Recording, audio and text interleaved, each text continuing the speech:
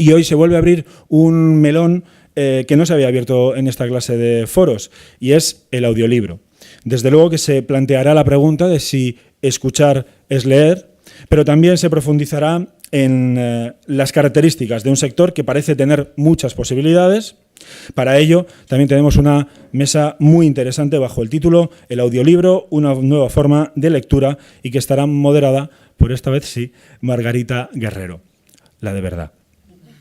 Máster en Filología Inglesa y Francesa, trabaja en el sector editorial desde el año 2000 y tras pasar, por ejemplo, por Penguin Random House, en 2014 se convierte en la directora para España y Latinoamérica de Bookwire, una plataforma líder mundial en la distribución de libros electrónicos y audiolibros. Asegura que el libro digital y el audiolibro en particular abre la posibilidad de llegar a públicos no tradicionalmente lectores. Será la propia Margarita Guerrero quien presente a los integrantes de esta primera mesa del día. Yo les recuerdo también a Margarita que le dejaré a Margarita este estrado y en 30 minutos se desarrollará la mesa y dejaremos los 15 últimos para abrir la conversación al resto de vosotros. Insisto que tenemos el streaming abierto por YouTube, que se puede ver desde sus casas, accediendo al enlace en la página web, y además también el hashtag, la etiqueta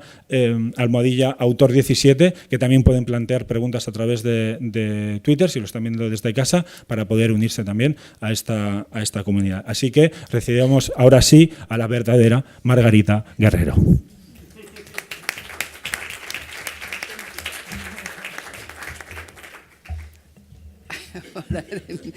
Por si hay alguna duda. Buenos días a todos. Espero que todos recuperados, pero sobre todo inspirados de la magnífica presentación de Sam. Seguimos aquí el debate, abrimos ese nuevo melón que se introduce ahora después de casi 10 años de revolución digital, de vida digital en la industria editorial, con todo lo que ha supuesto. De repente, en estos últimos 10 años nos movemos en un entorno tecnológico, virtual, global y sobre todo multiformato. La edición tradicional, el libro en papel, tenemos varios formatos digitales y hoy venimos a hablar de ese nuevo para nosotros en este mercado, formato que es el audiolibro. Para ello tenemos aquí a 3 ponentes, yo creo muy relevantes para lo que es la cadena de valor de la edición digital, la tradicional. Tenemos, empezando aquí con Pau, tenemos a Pau Centelles. Pau es agente literario y presidente de la Asociación de Agencias Literarias de España. Maribel Riaza, un multitalento de la industria editorial, desde la formación digital, escritora, colaboradora en múltiples proyectos y desde hace unos meses responsable del área de relaciones con las editoriales y de contenido de Storytel. Storytel es una plataforma de suscripción de audiolibros.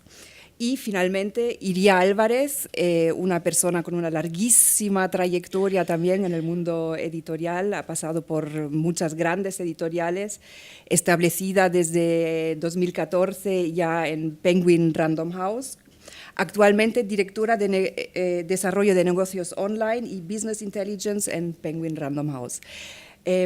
Los 3 van a aprovechar para presentarse brevemente y me parece que Iria, si quieres empezar tú, porque tú tienes también un audio o un vídeo. Sí, antes de hablaros de que hablaros de nuestro programa de audiolibros, que Penguin Random House lleva produciendo audiolibros desde el 2014, os quería mostrar un pequeño vídeo para que veáis en qué consiste.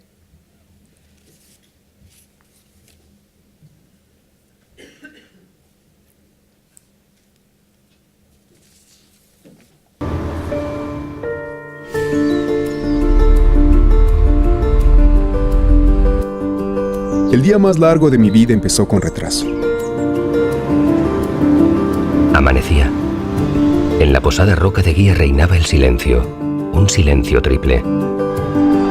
La primera regla del Club de la Lucha es que no se habla del Club de la Lucha. Junto a las vías del tren. Vi a la ladrona de libros en 3 ocasiones.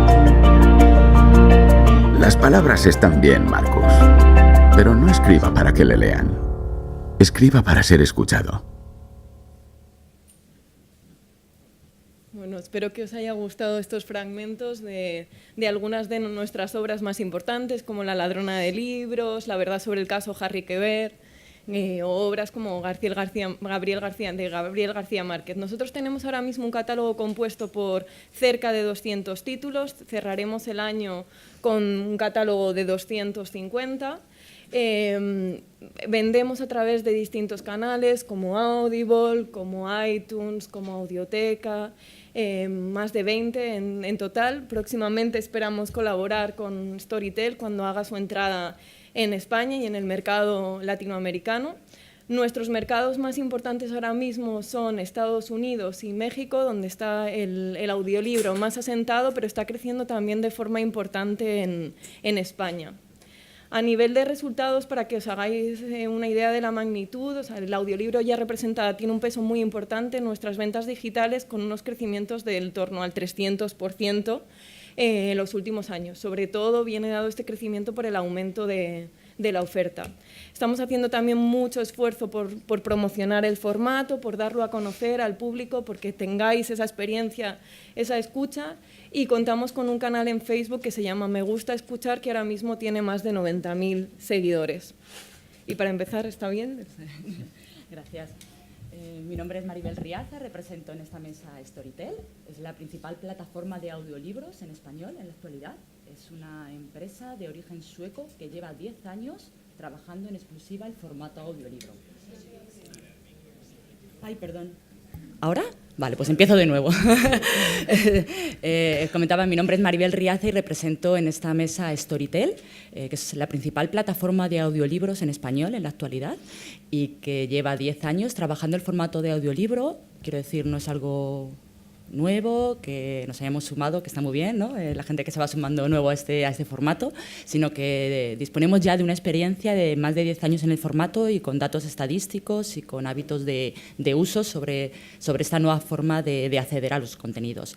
Es una empresa de origen sueco, que poco a poco pues ha ido expandiéndose, primero en su área de influencia, en los países nórdicos, en Noruega, Finlandia, más tarde en Dinamarca, Países Bajos, Polonia, y este año pues ha abierto mercado en Rusia, Emiratos Árabes, y en pocas semanas esperamos abrir plataforma aquí en España. La forma de acceder a nuestro servicio de suscripción en audiolibros será a través de una aplicación, de una app que puedes instalarte en tu teléfono móvil o en tu tableta y como Netflix o Spotify, que ya todos conocemos, pues poder aprovechar y disfrutar de los audiolibros. En la actualidad estamos produciendo audiolibros en colaboración con agentes y con editoriales españolas, ya que, como ha comentado ya Iria y ha planteado ya, es muy importante la oferta que haya de títulos. En la actualidad estimamos que existen unos 3.000 audiolibros en castellano, ¿vale?, de una calidad media. El tema de la calidad yo creo que saldrá mucho además en esta mesa porque es algo muy, muy importante. Quiero decir, un audiolibro podríamos considerarlo desde alguien que coge un micrófono y empieza a leer un libro, ¿vale?, o hasta una producción con voces profesionales, con un tratamiento sonoro, ¿vale? Estamos hablando de una calidad adecuada.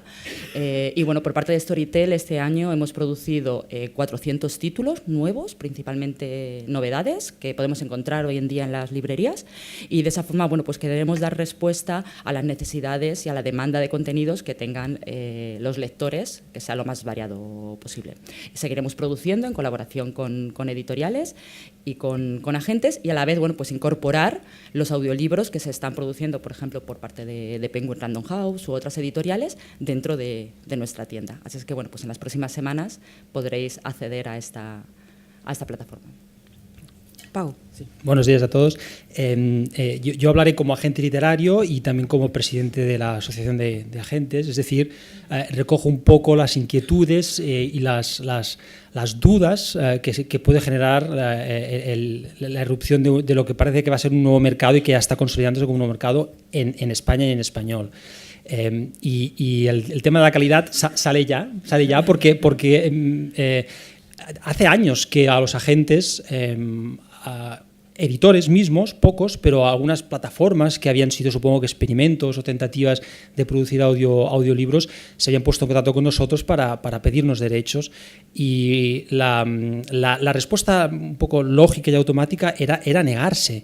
Era negarse porque teníamos la idea, hablo de hace años, de que el audiolibro era algo que funcionaba sin duda en Alemania. Como agentes teníamos la experiencia de ceder derechos en Alemania para audio, en Estados Unidos, en países nórdicos, pero no en España.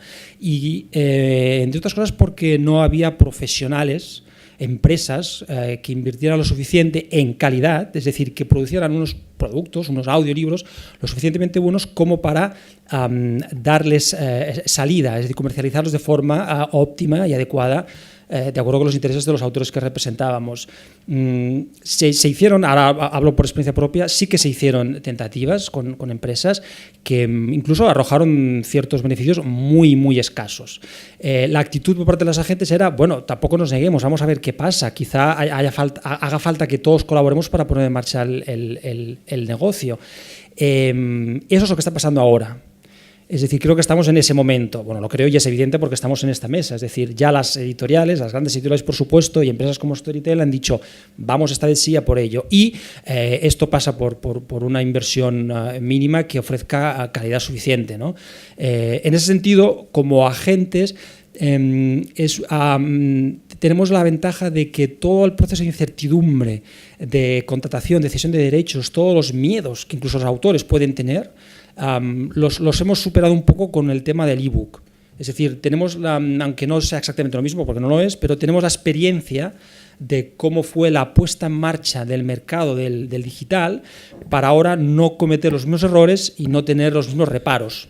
Antes hablábamos aquí, un momento antes de empezar, que sigue habiendo autores y agentes que tienen reparos y pueden ser lógicos, pero la lógica que se está imponiendo es ahora hablaremos de ello, ¿no? A salvar esos reparos y a poner entre todos en marcha un mercado que es un melón por abrir y que solo puede ofrecer beneficios, ¿no? Bueno, de hecho, me habéis contestado ya mi primera pregunta, ¿por qué supuestamente no hay mercado de audiolibros en España y América Latina? A mí mucha gente me pregunta, ¿pero tú realmente crees en el audiolibro? Pero si aquí no funciona, solamente funciona en los países nórdicos, en Alemania, Francia, Estados Unidos, por supuesto. Bueno, hemos hablado de la calidad en parte, ¿no? Pero ¿por qué no hay mercado? Y ¿por qué yo creo que los cuatro que estamos aquí confiamos en que lo habrá? ¿Por qué habrá mercado y en breve? Pau, tú ya has dicho la calidad, ¿no? Los autores, desde tu punto de vista de agente, ¿cómo reciben ese nuevo formato? Lo primero que la reacción inmediata es encantados. ¿Sí? O sea, sí, les hace incluso ilusión. Y muchos lo primero que te dicen, ¿puedo yo grabar? Que esto es algo que luego ellas dirán, ¿por qué no?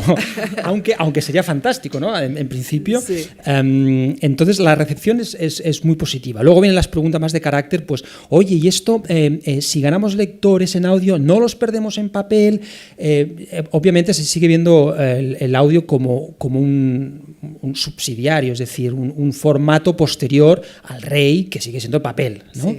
Pero la recepción es buena. Rápidamente tú dices, esto en Alemania funciona muy bien, ¿verdad? O sea, Sí. todos tienen referencias, pero a todos los coge de nuevo y la verdad es que les gusta la idea. Gusta la idea. Más allá de que luego te digan, oye, pero este nivel de contrato, pues ¿cómo se cede? ¿Y cuánto pagan? Y esto, si se vende mucho, bueno, esto hay que verlo, ¿no? Claro. Pero la primera impresión es muy positiva. Claro.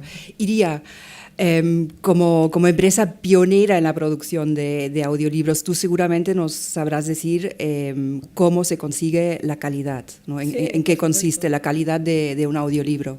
Sí, pues bueno, nosotros cuidamos la calidad al máximo, porque siempre va a ser importante, siempre va a ser nuestro objetivo principal, pero en este momento que estamos abriendo el mercado, el que cuando tú te pongas unos auriculares estés escuchando una voz que realmente te acoja, que no te saque de la lectura, que sepa darle el tono al texto, que realmente sepa interpretar, es fundamental. Entonces, para contaros cómo trabajamos, nosotros actualmente no tenemos estudios internos, sino que trabajamos con estudios que son externos, pero con los que hemos conseguido una relación súper estrecha. Tienen muy claro cuáles son nuestros estándares de calidad, etc. Entonces, lo primero que se hace en el proceso es, junto con el editor del libro en papel, en ebook, que está siempre presente, es hacer un casting de la voz.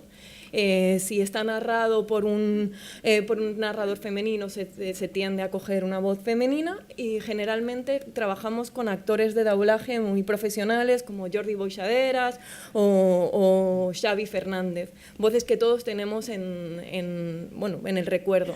Desde que se escoge la voz, simplemente se trabaja con el estudio de grabación. En el estudio de grabación siempre hay un director artístico, no es que alguien pueda ponerse a leer sencillamente y como le parezca, sino que va teniendo siempre alguien que le marca, que le va dando el tono, que le va orientando en esa lectura. Una vez producido el audiolibro, que bueno, para que os hagáis a la idea, hay algunos que duran a 1 hora, pero estamos hablando de que títulos como Ken Follett, Unos pilares de la tierra, puede llegar a durar 46 horas. O sea, son procesos de grabación muy largos y muy intensivos. Hacemos un control de calidad, eso ya por parte de la editorial. Escuchamos el audiolibro, si detectamos algo que no nos gusta, lo devolvemos al estudio y, por supuesto, el autor siempre está involucrado, sobre todo, no sé, autores como Arturo Pérez Reverte o Javier Cercas se involucran muchísimo en la grabación de los libros, algunos han ido a los propios estudios. Entonces, todo este circuito nos garantiza que realmente la voz que se escucha va a estar a tono con el contenido literario. Maribel, tú en ese trabajo exhaustivo que has hecho los últimos meses en conseguir contenido para Storytel, ¿qué barreras te has encontrado en las editoriales? Pues en general la experiencia ha sido muy buena. Sí. Estaban deseando la mayoría de colegas que llegase el formato de audiolibro y en principio hemos sido muy, muy, muy bien recibidos. Sí. O sea, yo pensaba que quizá iba a haber algo más de reparo, ¿no? Pues cuando llegó el ebook frente al papel, pues que hubo esa confrontación y en un principio llegué a pensar, tenía esa idea al principio de que podía ser, pero todo lo contrario, me sorprendió muchísimo que ha sido muy bien acogido y que no ha habido ningún problema. Quizá porque sea un formato que no resta horas de lectura al otros formatos, sino que es un formato que complementa muy bien. O sea, es decir, tú como lector vas a seguir manteniendo tus ratos de lectura, pero vas a escuchar audiolibros en aquellos momentos donde la lectura no es posible. Esto es, cuando vas en el transporte público, cuando vas conduciendo, cuando sales a correr, cuando sales a pasear al perro, diferentes actividades diarias que todos tenemos y que los muy lectores siempre, bueno, pues echamos en falta tener más tiempo para leer. Yo en los últimos meses, que gracias a las producciones que estamos haciendo con Storytel tenemos un amplio catálogo, pues he incrementado mi velocidad de lectura por 5. Siempre digo lo mismo, porque claro, todos estamos muy ocupados con la casa, el trabajo, los niños, encontrar ratitos, y nosotros porque somos del sector y leemos por trabajo, ¿no? Pero imaginaros gente, bueno, pues que trabaje sus 8 horas laborales, más el desplazamiento, más la casa, niños, pues bueno, que puede sacar media hora diaria para leer, pues bueno, pues ya será mucho, ¿no? Pero si aprovecha esos ratitos de desplazamientos o de hacer cosas en la casa o de hacer ejercicio para escuchar audiolibros, pues es muy formato. Entonces, el recibimiento ha sido fantástico en general.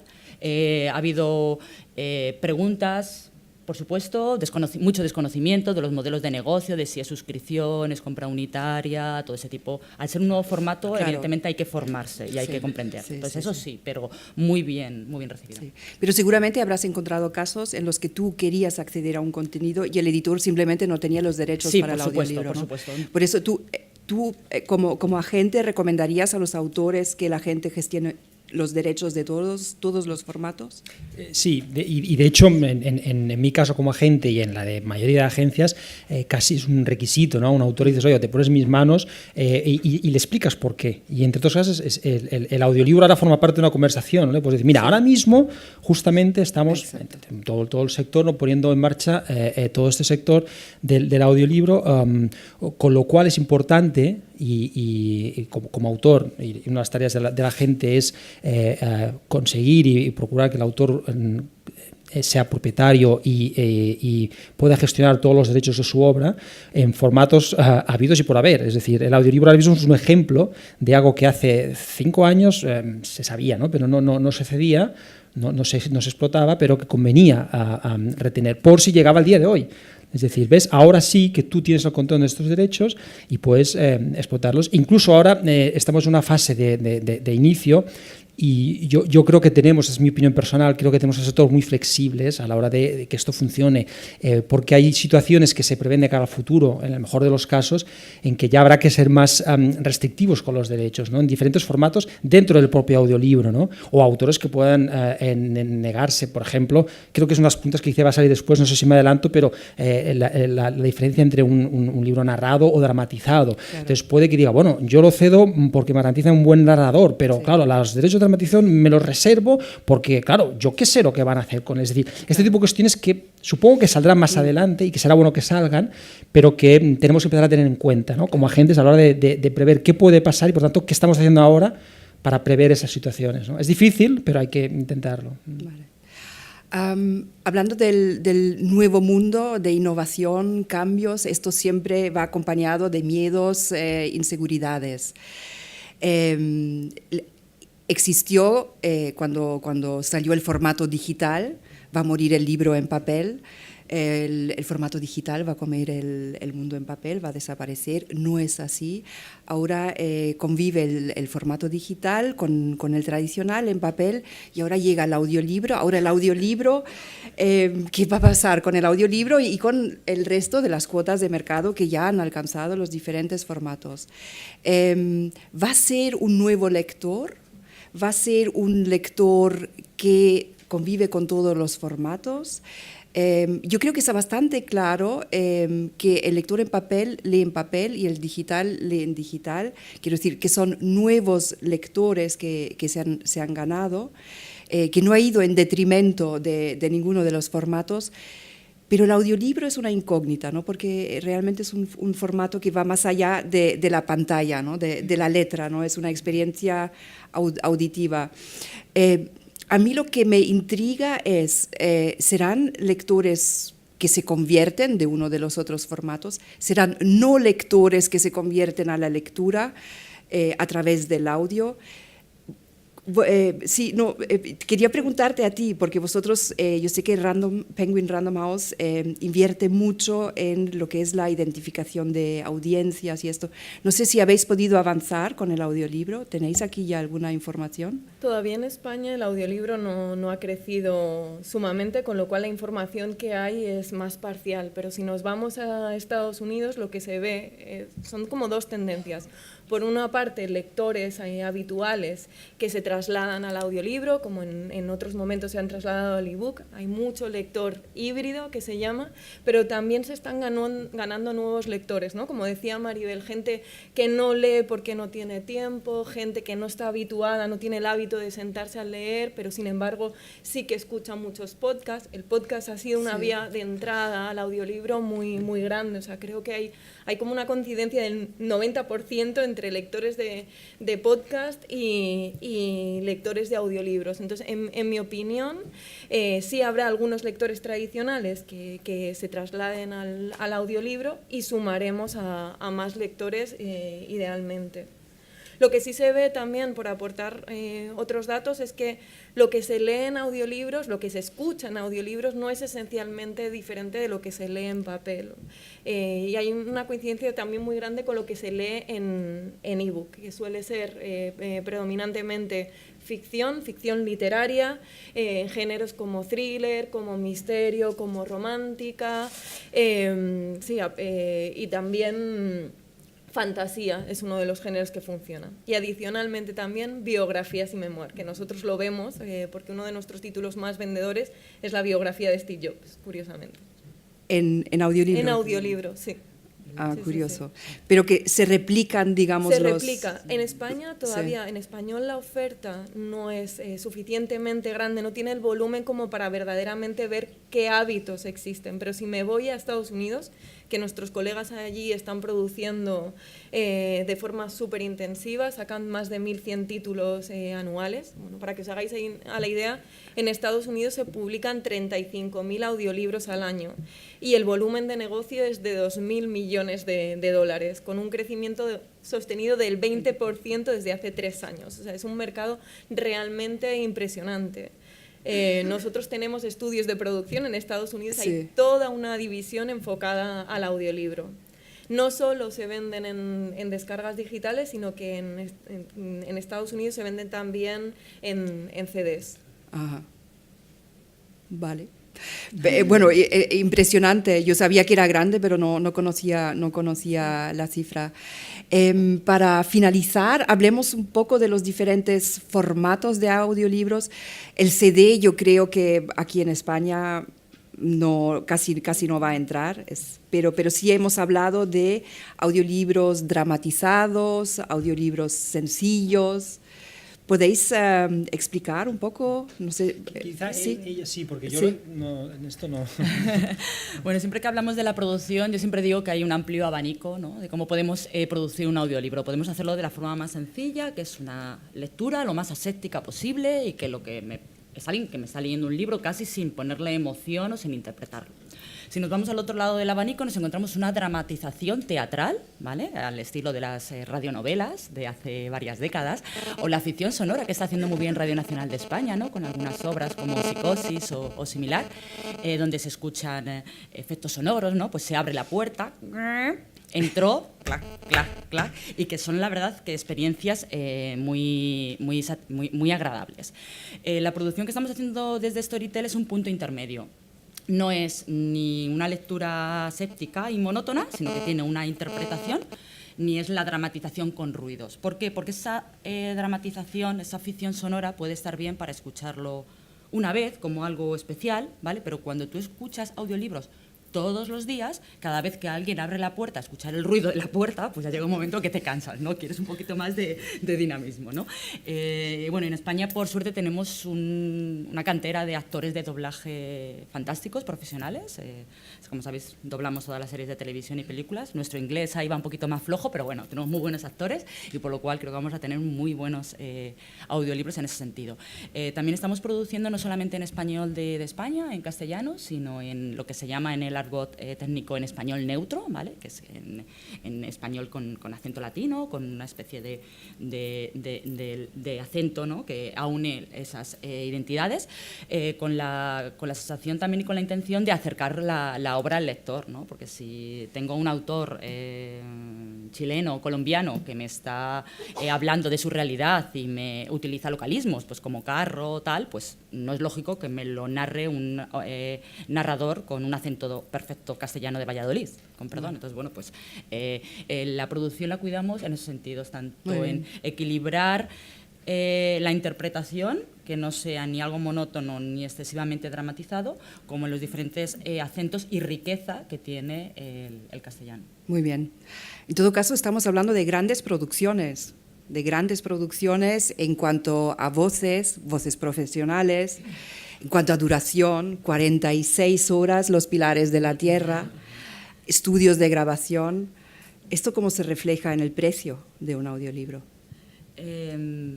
Pues para que os hagáis una idea, una novela de unas 150, 200 páginas tiene un coste de unos 3.000 euros, ¿vale? Lo que es solamente la producción en un estudio de doblaje profesional con actores profesionales, ¿vale? Luego, evidentemente, el resto de gastos de distribución del audiolibro, de comercialización, de marketing, lo que supone la industria editorial, ¿vale? Entonces, una de las razones, yo creo que por la que en los últimos años no se ha incorporado el audiolibro en España, como en otros países o en otras regiones, como en Estados Unidos o en Reino Unido, es principalmente, bueno, pues el factor económico que ha dificultado mucho que las editoriales, después de la crisis económica que hemos pasado en los últimos 10 años, sumado al cambio de paradigma digital, como para incluir la variable de audiolibro con los precios que tiene esa producción.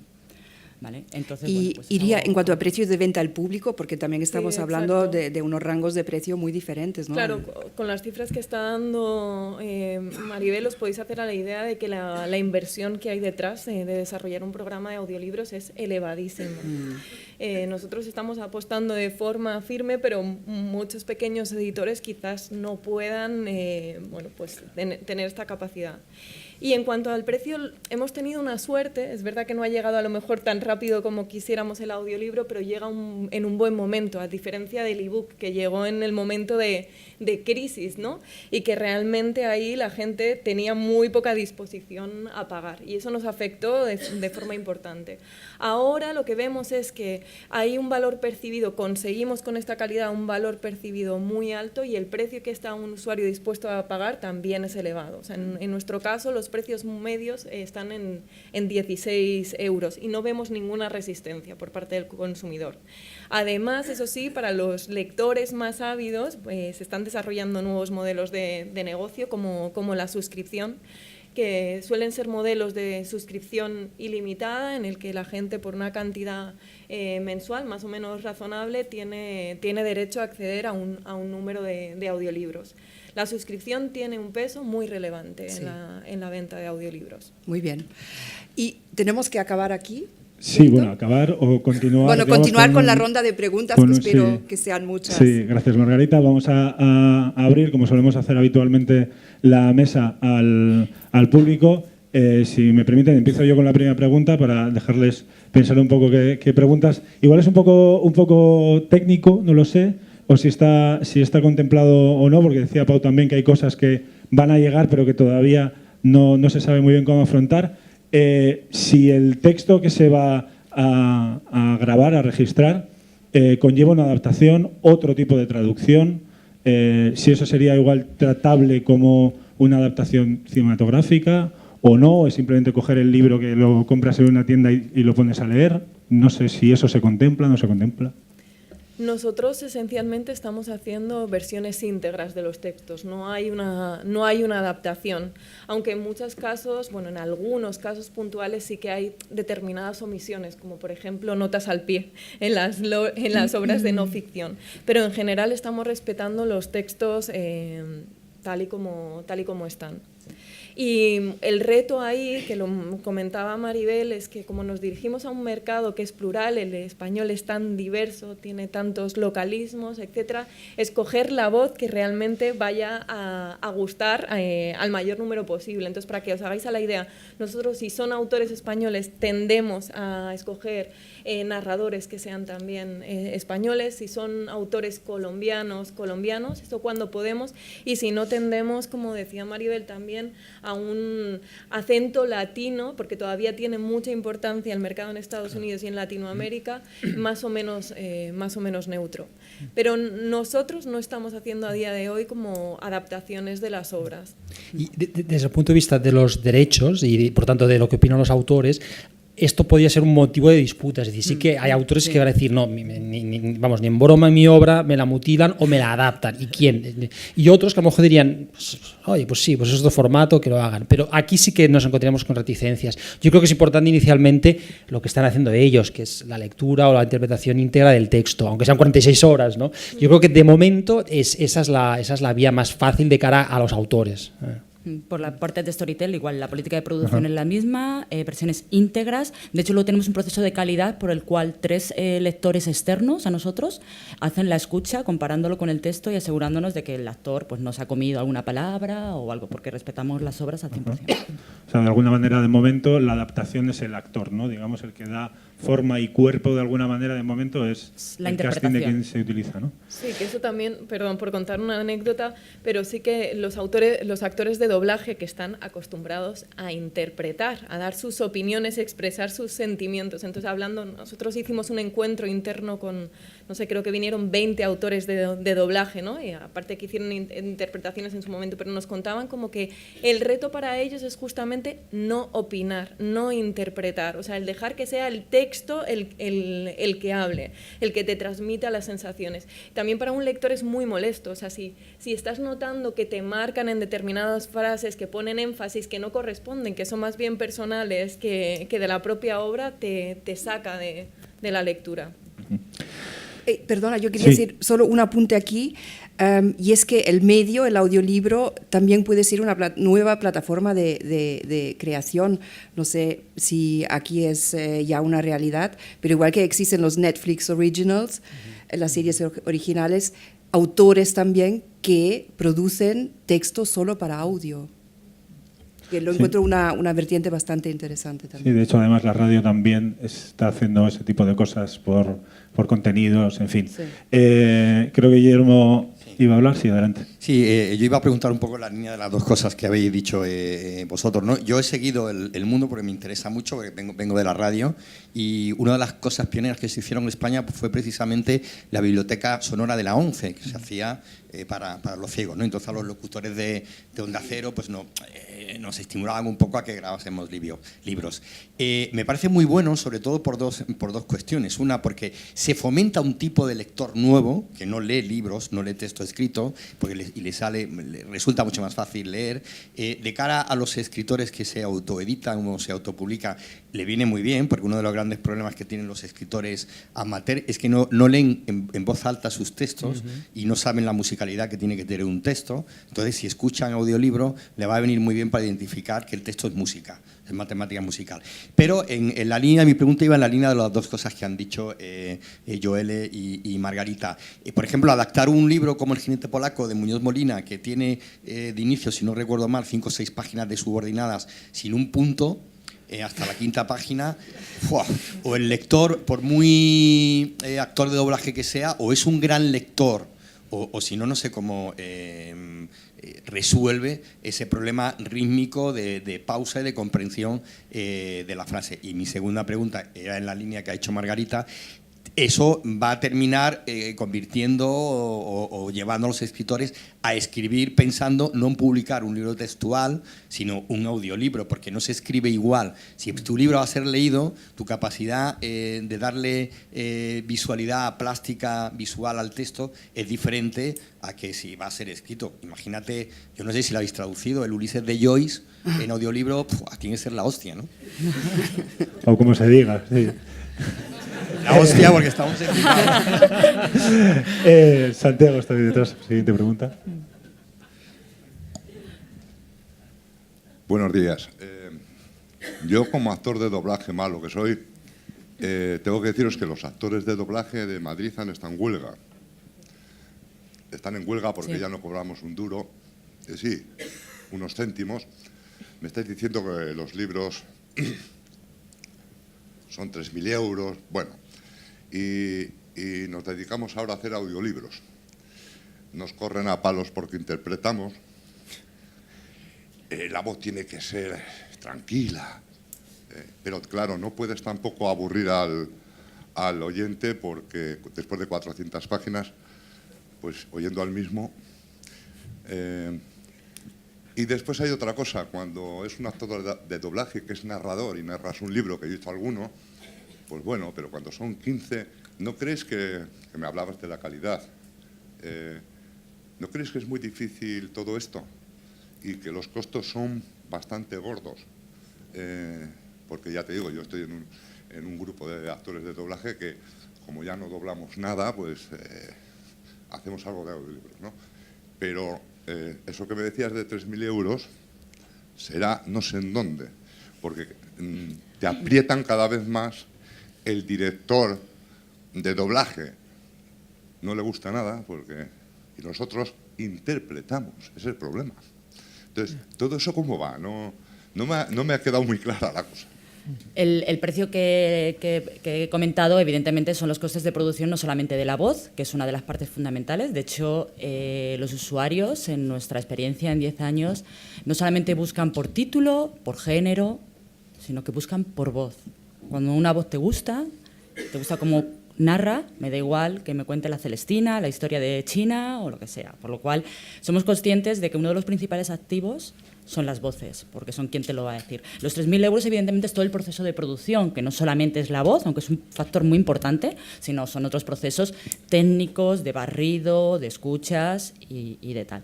Y, bueno, pues evidentemente, en la parte de interpretación o no, pues depende mucho del contenido, ¿no? Como ha comentado aquí el compañero, de cómo sea el contenido, cuándo vaya a ser escuchado el audiolibro. Entonces, en ese sentido, una mayor valoración de vuestro trabajo, pues por supuesto, completamente de acuerdo. También es una nueva línea de negocio que se está abriendo para estos profesionales, ya que si en la actualidad no está desarrollado el mercado del audiolibro, pero vamos en aras de desarrollarlo, pues puede ser una buena vía. Y cuanto más negocio sea y más desarrollado esté, pues podrá ocurrir, como en otros países ya, como en Estados Unidos, que no sé si tienes algún colega narrador, doblador. ¿No conoces la situación de los dobladores de audiolibros en Estados Unidos? Pues los salarios, evidentemente, pues, son superiores por ese motivo, porque todo va involucrado en lo mismo. Si hay negocio para todos, pues... Lo que puedo aportar. Habéis comentado, creo que he escuchado, que algunos autores querían ser ellos mismos los que leyeran. Y me pregunto si no sería interesante que con algunos autores fuera así, y estoy pensando en algún género como la poesía también. En la poesía. Sí, bueno, yo la experiencia que tenemos una experiencia sí. con ellos, justamente con Storytel, es un autor que quería y se prestó, y me corriges, Maribel, pero creo que bueno, hay que hacerle una prueba y también advertirle de que es un trabajo muy duro. Lo que pasa que por otro lado, ¿quién no quisiera tener, iba a decir, pero a quién no le gustaría escuchar, por decir un clásico, a García Márquez leyendo 100 años de soledad? Por mal que lo hiciera. Entonces hay que ver, mi opinión y la de muchos autores es que puede aportar, puede ser un incentivo y puede ser maravilloso que dentro de 200 años el autor que se convierta en un clásico, imaginaos, pues tú lo has dicho, ¿no? O la poesía, pues imaginaos tener a García Lorca leyendo sus versos, ¿no? Es algo maravilloso, pero que no es lo mismo que una novela bien leída, ¿no? Entonces aquí serán ellas, desde el punto de vista experto, las que puedan decir, ¿no?, cuándo sí o cuándo no, ¿no? Sí, nosotros en primer lugar preferimos que sean actores de doblaje quien lean los libros, pero bueno, sí que pensamos que el autor quiere colaborar y que puede ser un valor añadido para su comunidad de fans o que puede ser algo interesante. Lo que sí que le advertimos es que es un trabajo duro, que estimamos una serie de jornadas que tienen que estar en nuestro estudio. Imaginaos, pues una novela de 500 páginas, pues a lo mejor tiene que estar 3 semanas metido en nuestro estudio varias horas. Y luego los actores de doblaje profesionales evidentemente ya tienen la voz, porque es su principal herramienta acostumbrada y tratada. Cualquiera de nosotros nos ponemos a leer en voz alta durante 2 horas y acabamos afónicos. Vale, entonces todo eso les advertimos para que sean conscientes. Y desde luego la poesía sí que me parece que es un género que es muy idóneo para que sea el propio autor. Ahí estamos hablando ya. Leen fatal, pero si encuentras algún poeta que es capaz... Sí. Sí. Pero si encuentras un poeta que sí que lea bien sus textos, es lo idóneo. La última pregunta, María Eugenia, creo que tenía... Sí. Espera, el micro. Ahí. Sí, bueno, dos cosas. Una, ¿hasta qué punto os influye el hecho de que en un libro haya muchos personajes? Quiero decir, pasa lo mismo en el teatro, ¿no? No es lo mismo hacer 5 horas con Mario que hacer, yo qué sé, La Colmena. ¿Hasta qué punto influye eso? Y luego una curiosidad. Cuando no están hablando los personajes, cuando la tarde, no sé qué, las descripciones, ¿esa voz qué es? ¿De un hombre o de una mujer?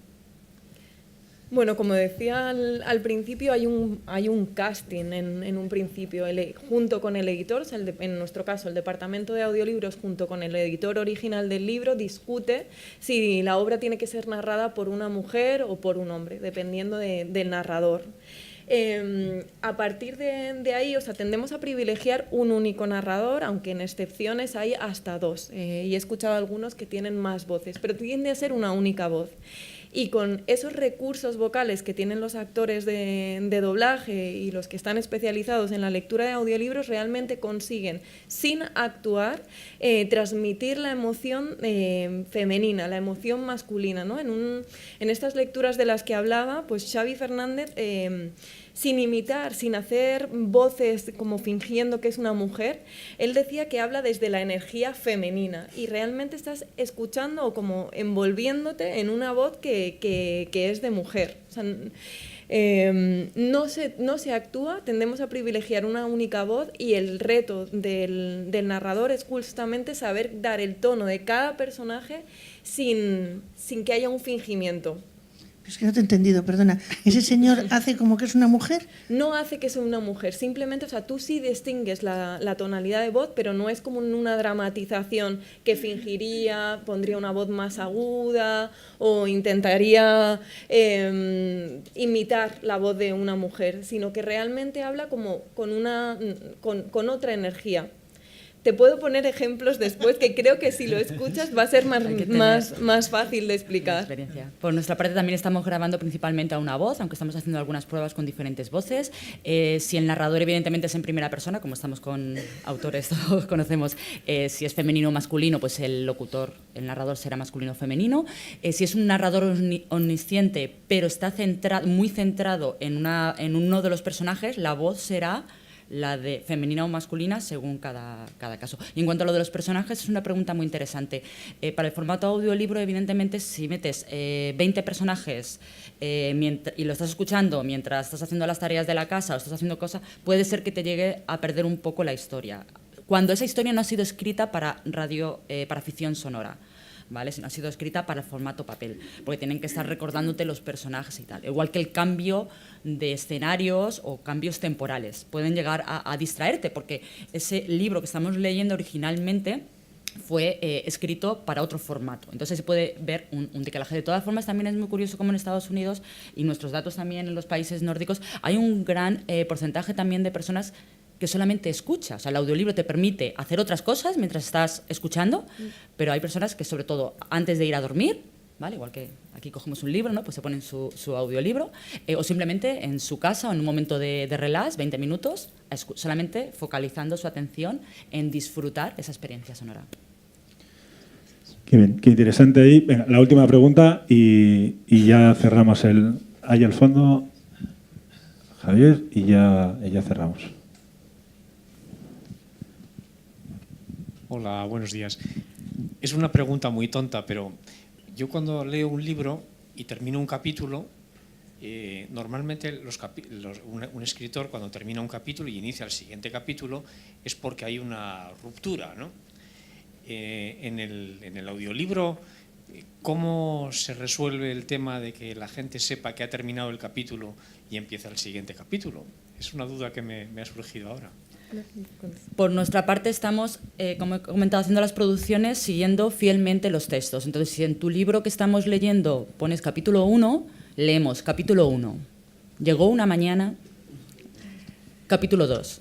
Si no tiene esa numeración o esos literales, ¿vale? Simplemente se hace una pausa mayor, ¿vale? De hecho, con estas pruebas de calidad que hacemos de 3 lectores externos, podemos detectar si las pausas que en la grabación se han realizado no son las adecuadas, porque a lo mejor efectivamente entre capítulo y capítulo, si el autor no ha puesto capítulo 3, se ha dejado una pausa, pero no ha sido muy larga, ha sido corta. Y resulta que antes estaba en un escenario y ahora me traslada directamente a otro escenario. Y tú lo estás escuchando y encima estás haciendo otras cosas y como ahí va. Si antes estaba en un sitio y ahora estoy en otro. Entonces, con esas pruebas de calidad detectamos esas cosas y le damos un mayor espacio. Entonces, si existe capítulo 1, lo leemos, capítulo 1. Y si no, se deja un mayor espacio. También habrá una entrada de voz diferente, ¿no? Que te da el cierre de un capítulo. En principio, si es el mismo narrador, no tiene por qué ser una voz diferente. Puede hacer una secuencia de entrada de voz diferente. Cierras en alto. Ya sé lo que tengo. Sí, efectivamente, las entonaciones, sí. Si termina en bajo o en alto. Eso sí, por supuesto, se hace en la interpretación. Bueno, pues vamos a dejarlo aquí. La verdad es que es un melón que lo acabamos de abrir y bien abierto que está, porque hay muchísimas cosas, muchísimos detalles que también ellos están empezando a investigar. Y lo que pasa con este sector del libro, cada vez, lo decía al principio, cada vez que hacemos esta jornada, que esto no deja de moverse y a veces uno va viviendo de oído y va sabiendo según van apareciendo las cosas. Y por lo menos tener aquí a gente que está en ese meollo, los que venden melones y los abren, pues está muy bien saber de ellos. Gracias a Margarita, a Pau, a Maribel y a Iria, muchísimas gracias. Un aplauso. Un aplauso.